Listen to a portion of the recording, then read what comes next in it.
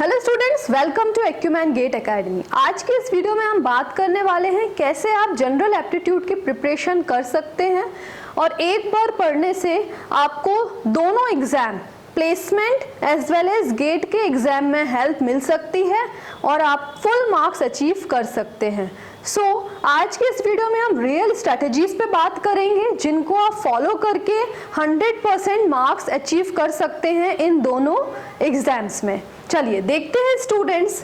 देखिए, सबसे पहले तो बहुत से स्टूडेंट्स ये सोचते हैं कि एग्ज़ाम के 1-2 महीने पहले अगर एप्टीट्यूड पढ़ेंगे तो मार्क्स आ जाएंगे, बट एक्चुअली क्या होता है ना, जैसे ही आप एग्जामिनेशन हॉल में एग्ज़ाम देने बैठते हो तो क्वेश्चंस जो हमें देखने को मिलते हैं तो कभी कभी एप्टीट्यूड के क्वेश्चंस एकदम से डिफ़िकल्ट पड़ जाते हैं। आप स्ट्रैटेजीज़ को अप्लाई नहीं कर पाते हैं, आप कॉन्सेप्ट वहाँ पे अप्लाई नहीं कर पाते हैं, ट्रिक्स भूल जाते हैं, है ना, और खुद से नए ट्रिक्स जनरेट उस समय नहीं कर पाते हैं। लेकिन अगर आपने प्रैक्टिस की हुई है ना, बहुत सारे डिफरेंट टाइप के क्वेश्चन सॉल्व किए हुए हैं उस पर्टिकुलर टॉपिक से, तो आप अपनी खुद की ट्रिक्स जनरेट कर सकते हो। क्वेश्चंस आसानी से जल्दी सॉल्व हो जाते हैं, अदरवाइज बहुत ज़्यादा टाइम लग जाता है उन क्वेश्चंस को सॉल्व करने में। ओके, ये प्लेसमेंट में तो कुछ स्टूडेंट्स की ये हालत होती है कि वो कंप्लीट भी नहीं कर पाते उस प्लेसमेंट के पेपर को।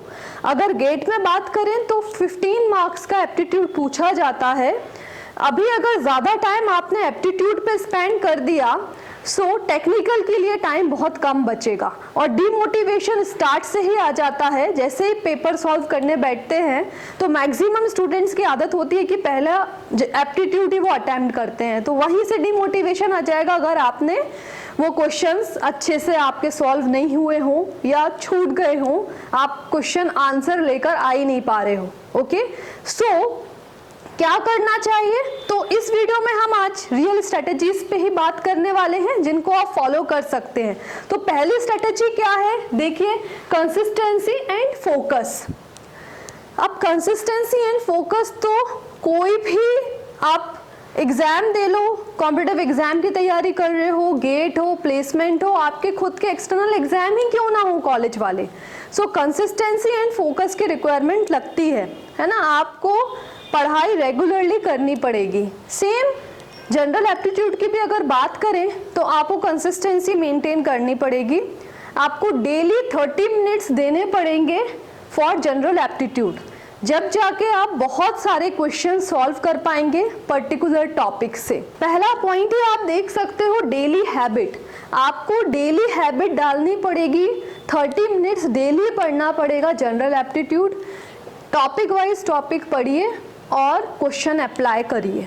ओके, अब देख सकते हैं स्टूडेंट्स, नेक्स्ट फोकस एरिया आपको करना है बेसिक मैथ्स, रीजनिंग, इंग्लिश, है ना। इन टाइप के क्वेश्चंस आपके प्लेसमेंट में एज वेल एज गेट में पूछे जाते हैं। अगर आपने कॉन्सेप्ट क्लियर किया हो और बहुत सारे प्रैक्टिस क्वेश्चंस किए हुए हैं तो आप जल्दी उन क्वेश्चंस को सॉल्व कर पाओगे एग्जामिनेशन हॉल में।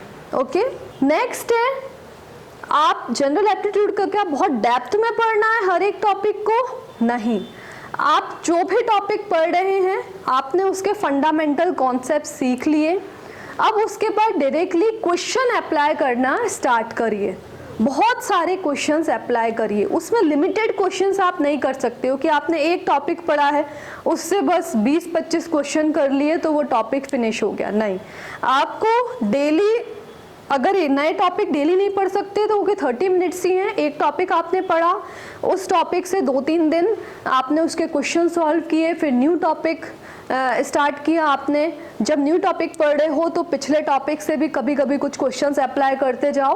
तो इस तरीके से आपको 30 मिनट्स डेली देने हैं और एप्टीट्यूड आपको पढ़ना है। दोनों में हेल्प मिलेगा। गेट का पेपर 3rd ईयर से आपको देना है और 6th सेमेस्टर में प्लेसमेंट भी आना स्टार्ट हो जाते हैं। ओके, नेक्स्ट है पैटर्न मैच। बिल्कुल प्लेसमेंट के लिए और एप्टीट्यूड जो गेट के लिए होता है वो टॉपिक्स सिमिलर ही होते हैं। अगर आप उनको पढ़ते हो तो आपको पूरी हेल्प दोनों एग्जाम में मिलने वाली है। चलिए नेक्स्ट देखते हैं students, essential resources and practice method, आपको कहाँ से प्रैक्टिस करनी है, कहाँ से पढ़ना है। ओके, सो प्राइमरी सोर्स आपका होना चाहिए PYQ, previous year question bank. अगर आप उसको अप्लाई कर लेते हो, टॉपिक वाइज क्वेश्चन को सॉल्व कर लेते हो, मैंने आप लोगों को पता ही होगा कि 35 इयर्स प्लस के क्वेश्चन पेपर्स जनरल एप्टीट्यूड के अवेलेबल हैं।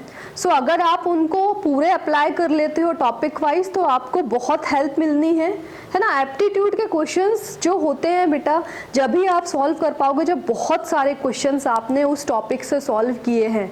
सो आप अपनी खुद की ट्रिक्स जनरेट कर पाओगे, बहुत जल्दी वो क्वेश्चन सॉल्व होगा कम समय में, है ना।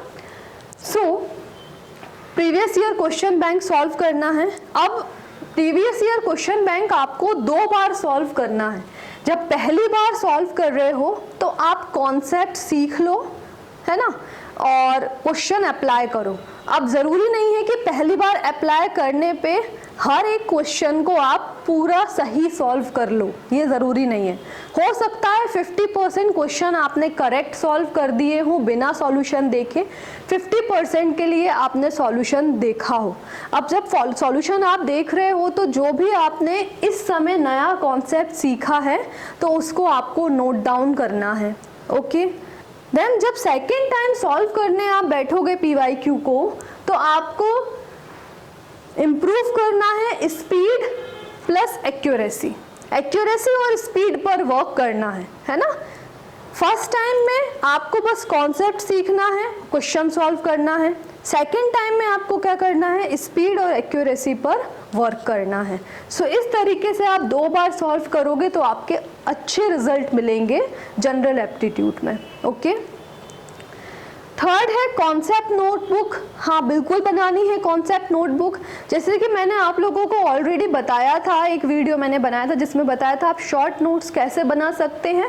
तो जब आप जिस दिन से पढ़ाई स्टार्ट की है गेट के लिए और प्लेसमेंट के लिए जनरल एप्टीट्यूड की पढ़ाई स्टार्ट की है, तो उसी दिन से आपने डेली 30 मिनट्स दे रहे हैं। आपने जो कुछ नया सीखा है उस नोटबुक में आप मेंशन करते जाइए। रिवीजन करने के बाद जब आप रिवीजन करोगे तो उन सबको आप एक ही कॉपी में आपके ट्रिक्स जो हो सकती हैं, कुछ कॉन्सेप्ट्स हो सकते हैं, वो सब आपने एक ही कॉपी में मेंशन किए, उनको जल्दी से वो रिवाइज हो जाएगा। एंड देन आपको अगर कुछ मॉक टेस्ट वगैरह करना है या फिर सब्जेक्ट वाइज टेस्ट अप्लाई करने हैं सो वो आप अप्लाई कर सकते हो। तो ये हर एक सब्जेक्ट के लिए फॉलो कर सकते हो और जनरल एप्टीट्यूड के लिए तो आपको करना ही है। ओके, अब नेक्स्ट है स्टूडेंट्स मिस्टेक एंड रिव्यू। अब मिस्टेक एंड रिव्यू में अब आपने क्या किया, जब आप फर्स्ट टाइम क्वेश्चन को सॉल्व कर रहे थे तो मैंने बता ही दिया, आपने जो भी फंडामेंटल्स थे या जो क्वेश्चंस आपसे सॉल्व नहीं हुए थे उसमें उन्होंने क्या ट्रिक्स को यूज़ करके उन्होंने उस क्वेश्चन को सॉल्व किया है, क्या नया कॉन्सेप्ट लगाया है। सो वो सारा कुछ आपको नोटबुक में मेंशन करना है। और मेंशन करके ऐसा नहीं है कि बस लिख के छोड़ दिया, नहीं, आपको उसको रिवीजन भी करना होगा, है ना। रिवीजन नहीं करोगे तो भूल जाओगे। सो रिवाइज करना ज़रूरी है ना, और रिव्यू भी करते रहना है कि अभी भी याद है कि नहीं है। तो उस टाइप का एक आध क्वेश्चन आप अप्लाई कर सकते हैं फ्यूचर में। डन। तो ये मिस्टेक एंड रिव्यू वो आपको खुद करना पड़ेगा। नेक्स्ट है शॉर्टकट्स। अब कुछ स्टूडेंट्स क्या करते हैं, जो भी शॉर्टकट्स रहते हैं क्वेश्चन को सॉल्व करने के, कॉन्सेप्ट रहता है, ट्रिक है, तो उसको रट लेते हैं। तो रट नहीं सकते हो आप जनरल एप्टीट्यूड में, कोई भी सब्जेक्ट में आप नहीं रट सकते हो। बट अगर आपने शॉर्टकट्स को मेमोराइज कर लिया तो वो क्वेश्चन आप समझ ही नहीं पाओगे। उस जैसा ही कोई दूसरा क्वेश्चन आ गया तो उसमें आप वो सेम ट्रिक को अप्लाई नहीं कर पाओगे, है ना, क्योंकि सेम टाइप के क्वेश्चंस तो कभी भी नहीं पूछे जाते हैं। आपको टॉपिक पता है, इस टॉपिक से अलग अलग टाइप के क्वेश्चंस क्रिएट होते हैं। वैल्यू सेम तो नहीं हो सकती ना, आपने उस सेम वैल्यू के लिए वो क्वेश्चन को, ट्रिक को रट लिया था, है ना, तो वो सेम ज़रूरी नहीं है कि वो दूसरे क्वेश्चन में भी अप्लाई हो जाएं, और भूल भी जाते हैं, है ना। तो आपको मेमोराइज नहीं करना है, आपको चीज़ों को समझना है। तभी तो बोल रहे हैं कि बहुत पहले से पढ़ना स्टार्ट करिए। अगर आप सोचेंगे कि 1 महीने 2 महीने में ये फिनिश हो जाएगा तो वो इम्पॉसिबल है। उस समय ऑलरेडी एग्ज़ाम के जब बहुत पास आप होते हो तो उस समय ऑलरेडी रिवीजन का वर्कलोड होता है, मॉक टेस्ट का वर्कलोड होता है, तब आप कुछ कॉन्सेप्ट को सीख नहीं सकते हो, जो पढ़ लिया है उसको रिवीजन ही कर सकते हो। डन।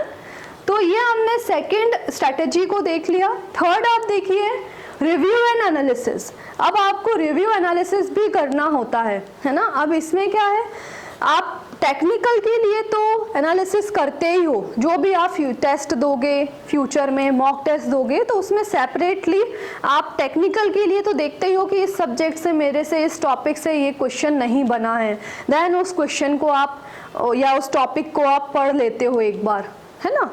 सिमिलरली आपको जनरल एप्टीट्यूड के लिए भी सेपरेट एक एनालिसिस करना है और देखना है इस टॉपिक से ये क्वेश्चन नहीं बना है ना। देन उसके बाद उस टॉपिक को आपको स्ट्रॉन्ग करना होगा एंड उसके कुछ क्वेश्चंस या जो कॉन्सेप्ट था वो एक बार आप रिवीजन कर सकते हो। तो ये आपको करना है जब मॉक टेस्ट आप दे रहे हो तो ओके। और क्वेश्चन टाइप हमेशा दिमाग में आपको रखना है कि बहुत टफ पेपर नहीं होता है, पेपर इजी ही होता है। अगर आपने बहुत अच्छे से प्रैक्टिस की है तो आप ये पेपर ज़रूर सॉल्व कर सकते हैं। डन। चलिए नेक्स्ट देखते हैं, इम्पॉर्टेंट टॉपिक्स की और बात कर लेते हैं students. So verbal ability and numerical and logical ability. Verbal ability में आप देखें तो grammatical error, sentence completion, pair words ये पूछा जाता है, जिसमें सिनोनिम्स, एंटोनिम्स वगैरह रहते हैं। सो ये टॉपिक से पूछा जाता है। नेक्स्ट हम बात करें न्यूमेरिकल एंड लॉजिकल एबिलिटी में, तो speed and time, series, probability, direction, elementary maths, इनसे क्वेश्चंस पूछे जाते हैं। तो और भी बहुत सारे टॉपिक्स हैं, बट ये मेन टॉपिक्स आपको मीन्स ये पढ़ना रहता है। सो इम्पॉर्टेंट टॉपिक्स जो हैं वो आपको पढ़ना ही है। सो ओके स्टूडेंट्स, इस वीडियो को आप ध्यान से देखिएगा, जो भी आपको अच्छा लगे उसको पॉइंट को नोट डाउन करिए, फॉलो करिए। अगर कोई और क्वेरी हो तो आप बिल्कुल चैट बॉक्स में मेंशन कर सकते हैं, हम आपसे बात करेंगे एंड आपकी क्वेरी को सॉल्व करेंगे। अगर कोई और डाउट है तो बिल्कुल डिस्क्रिप्शन बॉक्स में कॉन्टैक्ट नंबर दिया गया है, वहाँ कॉल करके हमारी टीम भी आपको आपकी क्वेरी को सॉल्व करेगी, सपोर्ट करेगी। ओके। सो ऐसे ही वीडियो देखने के लिए आप इस चैनल को सब्सक्राइब करिए, लाइक करिए और बेल बटन को हिट करिए, सो दैट इस टाइप के वीडियोस से रियल स्ट्रेटजीज को सीखने के बाद आपको कुछ बेनिफिट मिले। Okay. So thank you students for watching this video.